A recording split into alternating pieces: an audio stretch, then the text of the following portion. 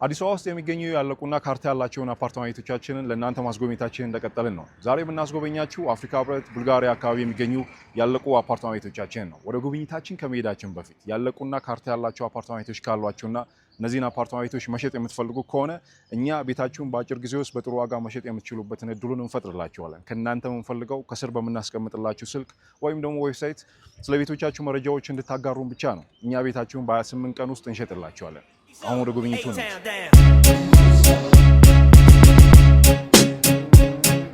አዲስ አበባ ውስጥ በጣም ከፍተኛ የተከራይ ቁጥር ካላቸው ሰፈሮች መሀል ያው እንደምታውቁት ኢሲኤ ዙሪያ ያሉ ሰፈሮችና አፍሪካ ህብረት ዙሪያ ያሉ ሰፈሮች ናቸው። ምክንያት ከተባለ እነዚህም ቢሮዎች መሰረት አድርጎ የሚመጣው የሰው ኃይል በጣም ከፍተኛ በመሆኑ ምክንያት ነው። የተለያዩ የሰው ኃይሎች ነው የሚመጡ። ዲፕሎማት ይመጣል፣ አምባሳደሮች፣ ሀገራትን የሚያማክሩ የተለያዩ ጥናቶችን የሚያጠኑ የሰው ኃይሎች ይመጣሉ። እነዚህ የሰው ኃይሎች ደግሞ የሚኖራቸው ቆይታ የኮንትራት በመሆኑ ምክንያት ኢትዮጵያ ውስጥ ሲመጡ ቤቶችን ገዝቶ ሳይሆን መኖር የሚፈልጉት ተከራይቶ ነው መኖር የሚፈልጉት። ለመከራየት ደግሞ የሚመርጧቸው ሰፈሮች ለነዚህ ቢሮዎች ዙሪያ ያሉ ሰፈሮችን ነው የሚመርጡት። አንደኛው ለአፍሪካ ህብረት በጣም ቅርብ ከሆኑ ሰፈሮች መሀል አንደኛው ቡልጋሪያ ነው። አሁን ያለንበት ቦታ ለአፍሪካ ህብረት ኦልሞስት 500 ሜትር አካባቢ ነው ያለው። በዛ ምክንያት በጣም ከፍተኛ የሆነ የተከራይ ቁጥር ካላቸው ሰፈሮች መሀል አንደኛው ቡልጋሪያ ነው። ቡልጋሪያ አካባቢ በጣም ከፍተኛ የሆነ የተከራይ አቅም አለው ስላችሁ ዛሬ የምናሳያቸው አፓርትመንት ቤቶች ቡልጋሪያ ጋር ስለሚገኙ አይደለም። እውነት ለመናገር ይልቅ አንዱ ማሳያ እንዲሆናችሁ ለምሳሌ ይሄንን ቤት ስገዙ ዛሬ የምናሳያቸውን አፓርትመንት ቤቶች ስገዙ ወዲያውኑ እኛ የዛኑ ቀን ቤቶቹን እንከራያቸዋለን። ይሄ ምንድን ነው ምክንያቱ ወይም ለምንድነው የምትከራዩን የሚለውን ነገር ወደ በኋላ አሳያቸው። አሁን ቤቱ ምን እንደሚመስል በተወሰነ መልኩ ላሳያችሁ። ቅድም እንዳልኳችሁ አንዱ የምታገኙት ጥቅም ይሄንን ቤት ስገዙ ከፍተኛ የሆነ የተከራይ አቅም ታገኛላችሁ። ከፍተኛ የሆነ የተከራይ አቅም አለው። ምክንያቱም አንዱ አዲስ አበባ ውስጥ በጣም ከፍተኛ የሆነ የተከራይ አቅም ካላቸው ሰፈሮች መሀል አፍሪካ ህብረትና ካሳንቺስ ኢሲኤ ዙሪያ ያሉ ሰፈሮች ናቸው ብያቸዋለሁ። አንዱ እሱ ነው። ሁለተኛው የምታገኙት ጥቅም አብዛኛውን ጊዜ ከቤት የምትወጡባቸው ምክንያቶች ምንድን ናቸው? ፀጉር ለመሰራት፣ ጂም ለመግባት፣ ስፓ ለመግባት፣ ሳሙና ለመግባት፣ አንዳንዴም ምናልባት ካፌ ለመግባት፣ ጥፍራችሁን ለመሰራት፣ ባንኮችን ለመጠቀም ሊሆን ይችላል ከቤት የምትወጡባቸው ምክንያቶች። እነዚህን ሁሉ ዛሬ ማሳያችሁ ቤት ያለበት ህንፃ እንደ አገልግሎት ይሰጣቸዋል። ምክንያቱም ህንፃው ቅይጥ ህንፃ ነው። ከ1 እስከ 4 ድረስ ኮመርሻል ስፔሶች አሉት። እነዚህ ኮመርሻል ስፔሶች ቅድም ያልኳቸውን ነገሮች አብዛኛውን ነገር ይይዛል። ይሄ እናንተ ኑሯችሁን እዚህ ቤት ውስጥ ለማድረግ ለምፈልጉ ህይወታችሁን ያቀልላቸዋል። በሌላ በኩል ይህንን ቤት የሚከራዩቸው የማህበረሰብ ክፍሎች ለኢትዮጵያ አዲስ ናቸው፣ ለአዲስ አበባ አዲስ ናቸው። አንደኛ እሱ ነው። አካባቢውን ብዙ አያውቁትም፣ አገሪቷን ብዙ ላያውቋት ይችላል። በሁለተኛ ደረጃ እነዚህ ሰዎች ብዙ ጊዜያቸው የሚያጠፉት ምን ላይ? ስራ ላይ ነው የሚያጠፉት። እዚህ ቤት የሚመጡት ለማረፍ ነው የሚመጡት። ስለዚህ በቅርባቸው እንደዚህ አይነት አገልግሎቶችን ማግኘት ከቻሉ ቤታችሁን ያለምንም ተቀናቃኝ ወዲያው የመከራየት እድሉ አለ። ይሄ በሁለተኛ ደረጃ ይህንን ቤት ስገዙ የምታገኙት ጥቅም ነው።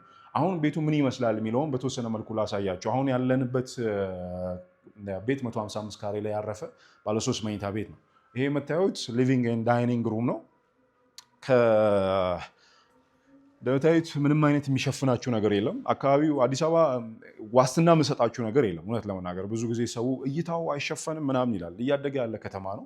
ነገ ከነገ ወዲያ ሊመጣ የሚችለውን ነገር አናቅም። ስለዚህ ስለ እይታው ዋስትና የምንይዝበት ነገር ባይኖርም ግን አሁን ባለንበት ሁኔታ ምንም የሚጋርዳችሁ ነገር የለም። ይሄ ሊቪንግ ሩም ነው። እዚህ ጋር ዳይኒንግ ሩም እናገኛለን።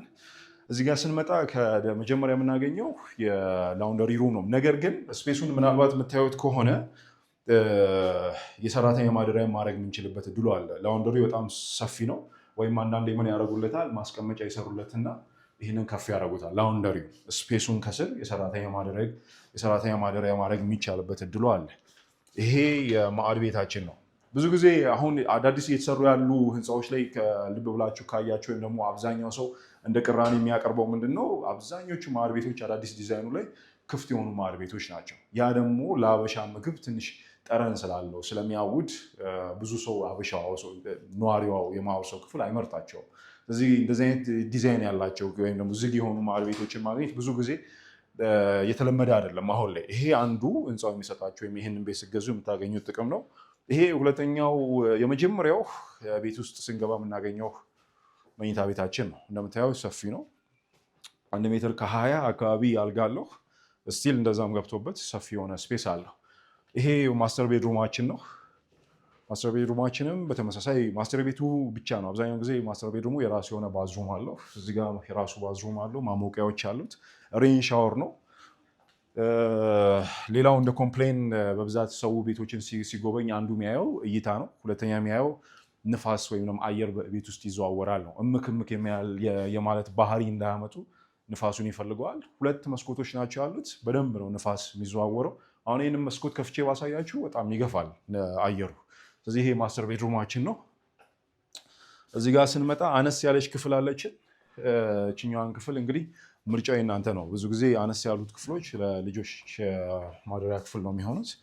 እዚህ ጋር ኮመን ባዝሩም አለን። የሁለቱ የልጅና የእንግዳው ማረፊያ የራሳቸው የሆነ ባዝሩም ስለሌላቸው እንደ ኮመን ባዝሩም እንግዳውን ጨምሮ የሚጠቀመው ያኛውን ባዝሩም ነው። ይህንን ይመስላል 155 ካሬ ላይ ያረፈው አፓርትማ ቤት። እነዚህ ቤቶች አሁን ገበያ ላይ የወጡበት ዋጋ 130 ሺህ ብር ነው በካሬ።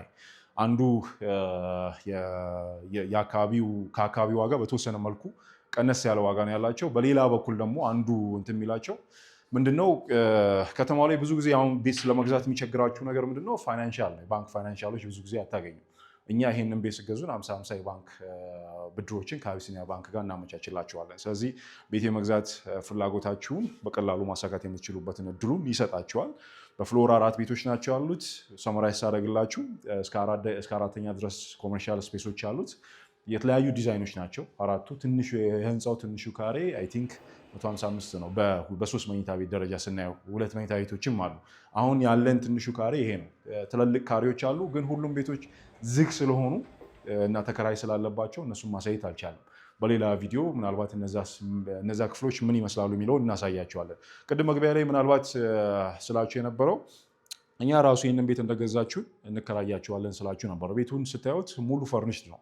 እያንዳንዱ ነገር ዲቴል አለው። ለምሳሌ ኪችኑ ስገቡ ኦቭኖች አሉ፣ ሳህኖች አሉት። እያንዳንዱ ነገር የተሟላ ነው። እንደ ኦልሞስት ሰው እየኖረበት ያለ ነው። ይሄ የድርጅቱ ራሱ የሚሸጠው ቤት ነው።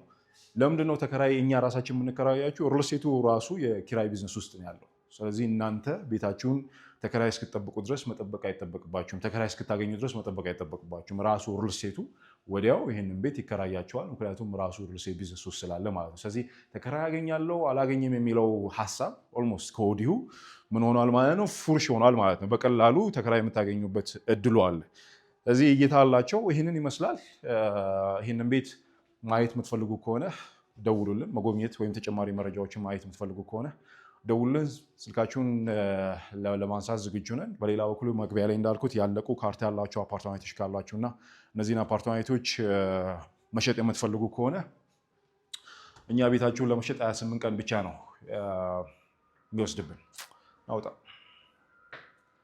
የሚወስድብን። ስልካችሁን እንጠብቃለን። መልካም ጊዜ ሆኖላችሁ። ቻው